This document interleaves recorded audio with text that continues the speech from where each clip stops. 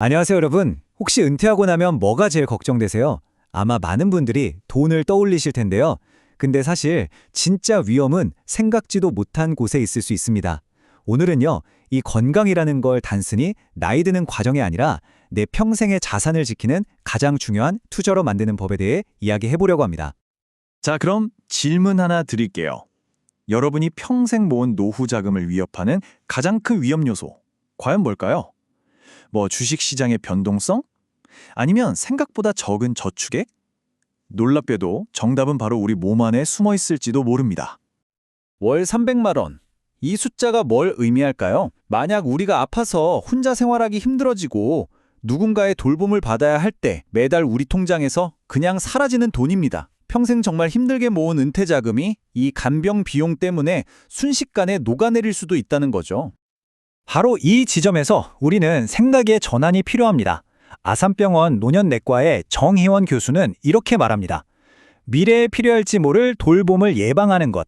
이것이야말로 당신이 할 수 있는 가장 위대한 재정적 투자입니다. 그러니까요, 최고의 재테크는 결국 우리 몸에 투자하는 거라는 거죠.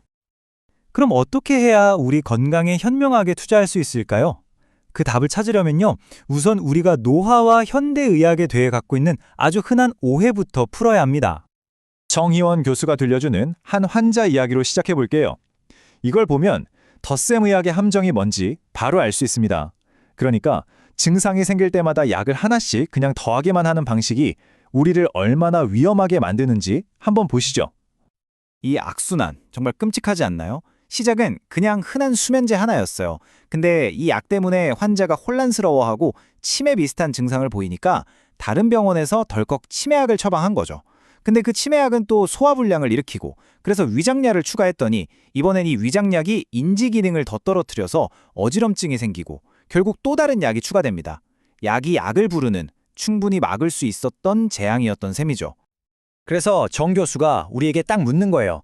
계속 이렇게 약을 더하기만 할 겁니까?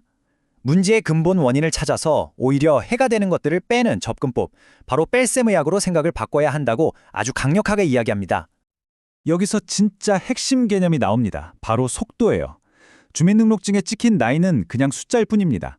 진짜 중요한 건 우리 몸속의 생물학적 시계가 얼마나 빨리 가느냐, 바로 그 속도거든요.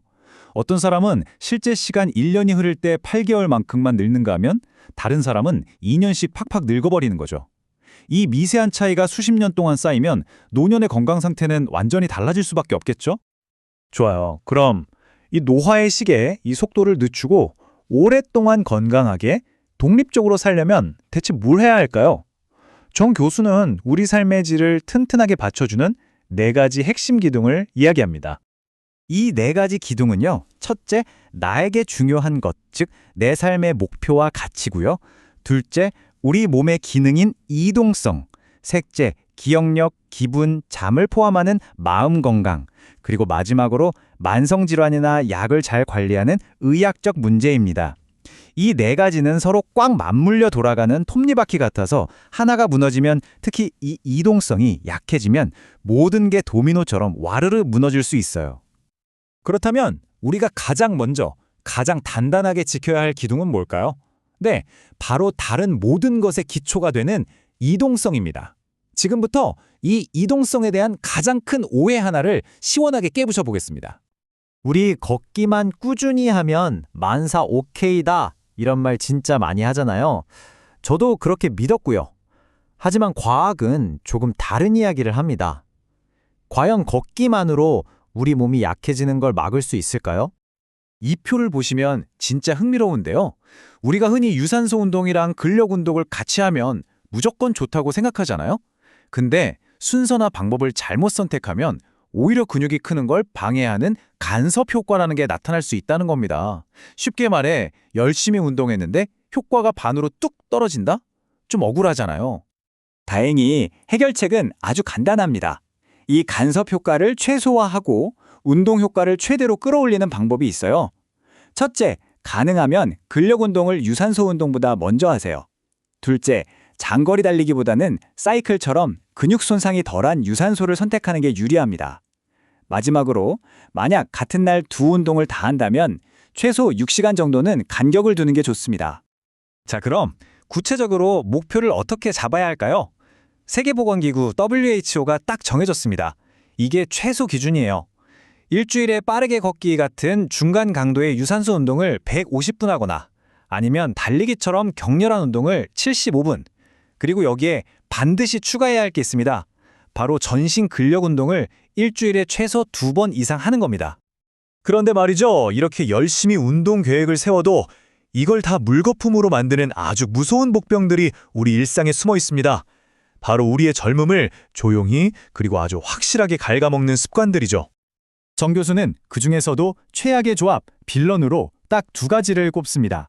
바로 우리 손에서 절대 놓지 못하는 스마트폰, 그리고 우리 식탁을 거의 점령해버린 초가공식품입니다. 스마트폰이 주는 그 짧고 강렬한 자극들 있잖아요. 그게 우리 뇌를 계속 때리는 것과 같아요. 이런 즉각적인 쾌락에 뇌가 중독되면 만성 스트레스 상태에 빠지게 됩니다.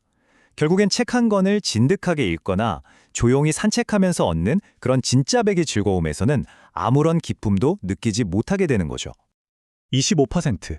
이 숫자 정말 충격적이지 않나요? 1990년대 이후로 젊은 층에서 조기 발병암이 증가한 비율입니다. 과학자들은 이 급격한 증가의 가장 강력한 원인 중 하나로 바로 초가공식품 섭취의 폭발적인 증가를 지목하고 있습니다. 자, 그럼 지금까지 나온 이 모든 걸 어떻게 우리 평생의 전략으로 엮을 수 있을까요?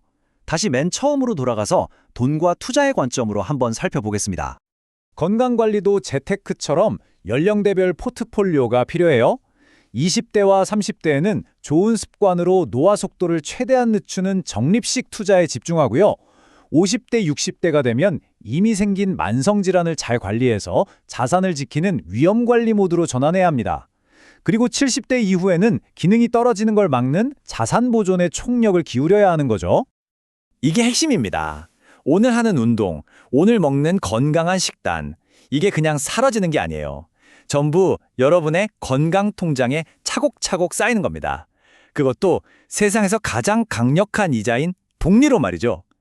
이 예금들이 수십 년에 걸쳐 불어나서 노년에는 그 어떤 자산보다 든든한 버팀목이 되어줄 겁니다. 그러니까 이제부터 여러분의 하루를 한번 돌아보세요. 운동하고 건강하게 챙겨 먹는 게 귀찮은 숙제가 아니라 내가 원하는 자유롭고 활기찬 미래를 만드는 가장 확실한 투자 활동인 거죠. 자, 그래서 마지막으로 여러분께 묻고 싶습니다. 오늘 당신의 건강 통장에는 무엇을 입금하셨나요?